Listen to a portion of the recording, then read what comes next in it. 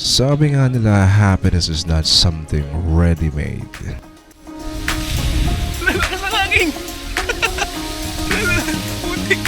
Hindi yan mangyayari unless you put efforts at ikaw mismo ang gumawa ng mga bagay na magpapasaya sa'yo.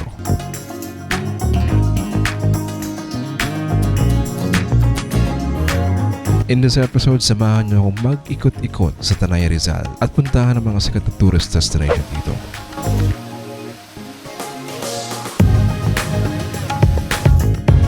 Magandang araw kaibigan, this is your boy, Ricky Boy po ng Ricky Moto PH.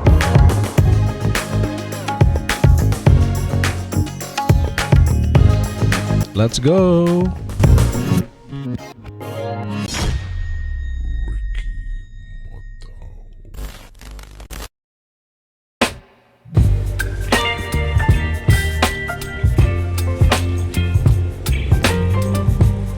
What is going on, people? This is your boy, your sweet boy, Ricky Boy po ng Ricky Moto PH. Good morning! Good morning po sa inyong lahat. Andito tayo, on the way tayo sa Tanay. Meron tayong pupuntahang isang magandang lugar doon. Pupunta tayo ng 10 cents to heaven, people.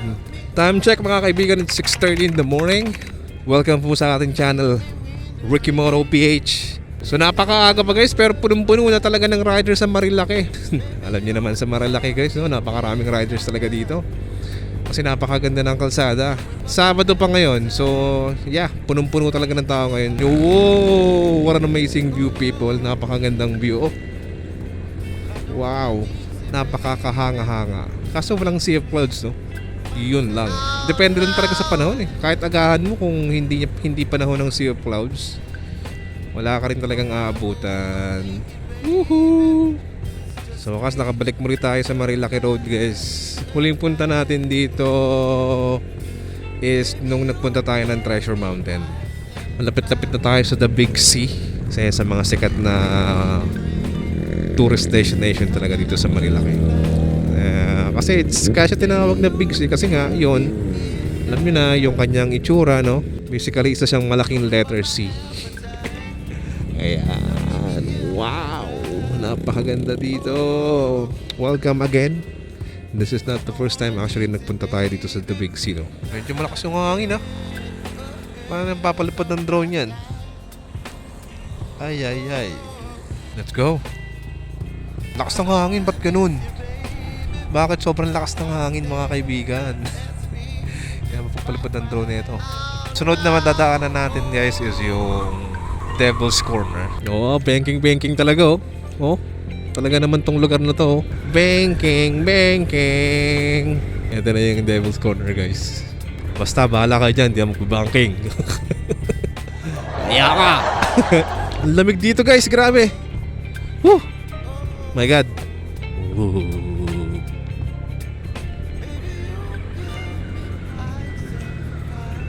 Daming riders oh. Basta weekend, dami talagang tao dito eh. No? Oha. Kain muna tayo guys, no? Dito sa sa Tasha's Restaurant. Tapat lang ito ng 10 cents. Ayun, sa harap lang natin. So, sizzling bangus. Meron silang libreng kape. Ayun, no? Coffee and sabaw. Alright, kain mo tayo. Alright, so tapos na tayong kumain guys, no? And punta na tayo ng 10 cents to heaven. So ito yung pinakang entrance niya. Ayan, 10 cents to heaven Leisure Camp. May kalakasan yung hangin guys. Hindi tayo makapagpalipad ng drone na ito. Tara, itutour ko kayo dito. This is my first time to be here in this campsite. Napakalamig dito guys, sobra. Grabe.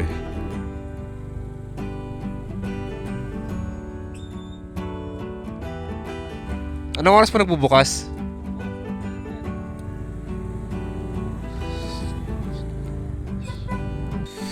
Mig! Grabe kalamig naman sa lugar na to guys.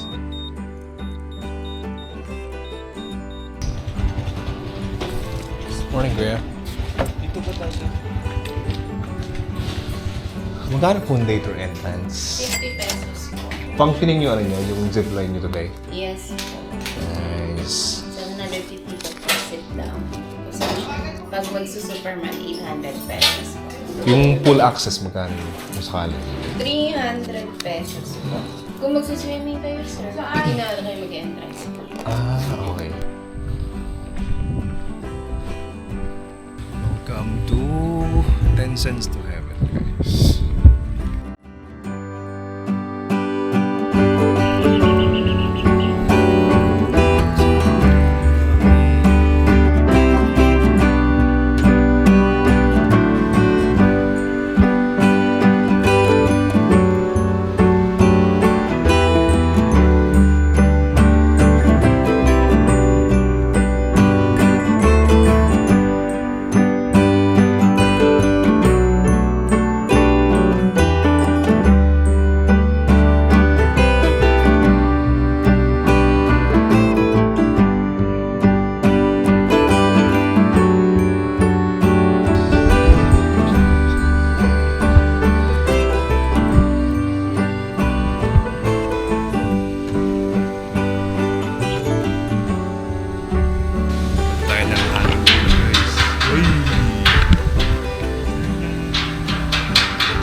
Safe naman dito, hindi naman nakakatakot. Pero nagwi-wiggle siya. Ayun yung zipline, no? Ang taas! Guys, tinan nyo ang taas, oh.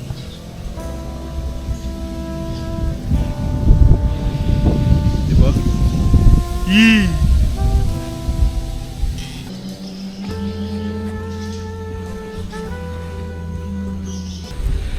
Secure na tayo. Whew. Grabe na yarns. Hindi kalabutan ako. Hala, umaandar. Pumapaling yung bridge. Hinahangin. Ay, potek.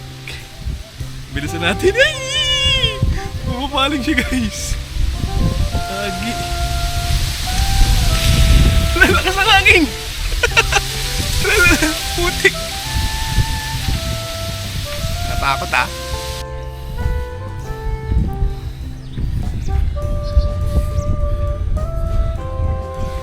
Ay, grabe. Sobrang takas po niya. Nakakatakot po siya. Welcome to 10 Cents. Tingnan natin yung pool. There, let's go. Amazing. Dalawa yung pool nila.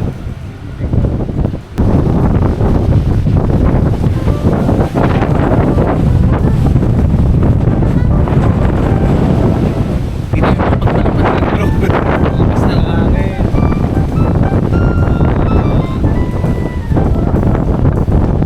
Alright, so tapos na tayo dun sa sa 10 Cents to Heaven. Sadly, hindi tayo nakapagpalipad ng drones kasi sobrang lakas talaga ng hangin, guys.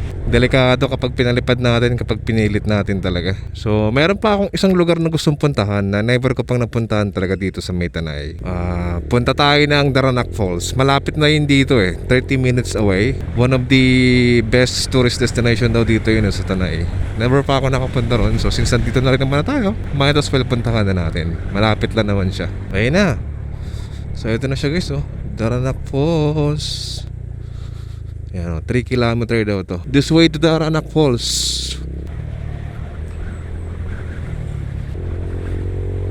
Daming tao. Saan po yung parking? Doon na? Dito na magbabayad. Madami pong tao. Bagay weekend, no?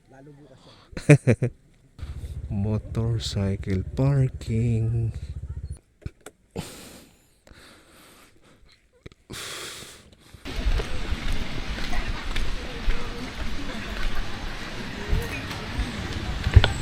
Daranac muna, pag gusto nyo talaga umakay, kahit saan kayo mag-enjoy.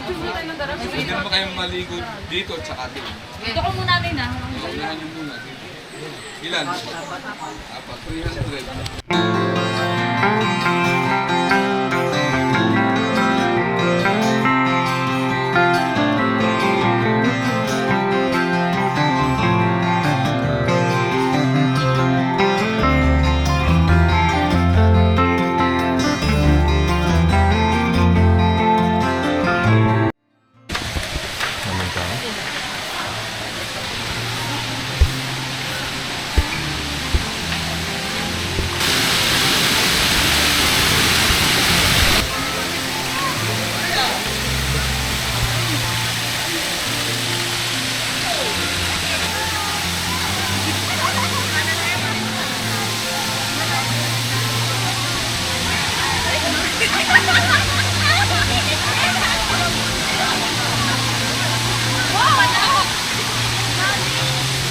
So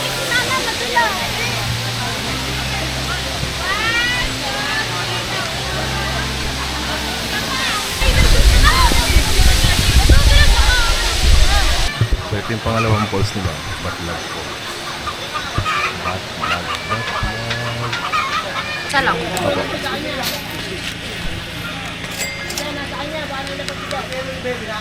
And then kung gusto mong puntahan tong Batlag, you have to pay another entrance fee. Which is 100 pesos. Tapos meron siyang trail.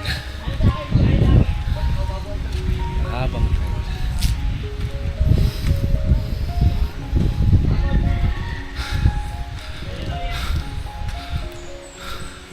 Wala pa lang signal dito. Hindi pala pwede.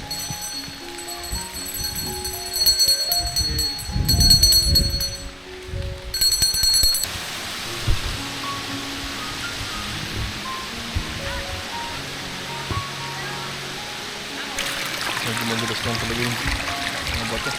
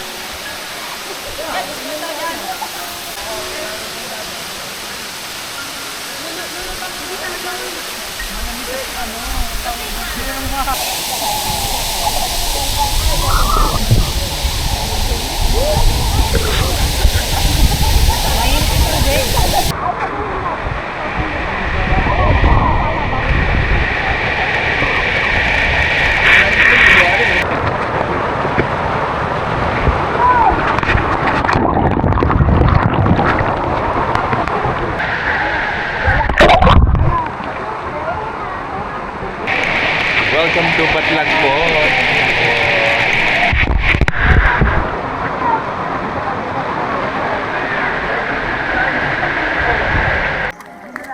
Kaya pala 100 pesos. May swimming pool pala dun, kaya pala mas mahal ang entrance fee dito.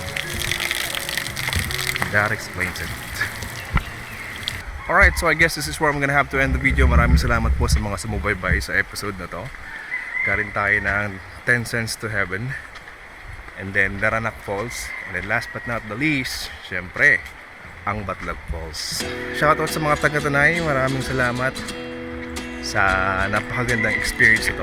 This is not gonna be the last time na pupunta tayo ng Tanay, no? Kasi napakadami talagang tourist destination dito. Kulang isang araw. Alright, kung nakaabot ka sa part ng video na to, maraming salamat sa suporta mo. Thank you so much. And once again, this is your boy, your sweet boy, Ricky Boy po ng Ricky Moto PH. And 19 was the year I had to leave you, but now I'm seeing all the signs.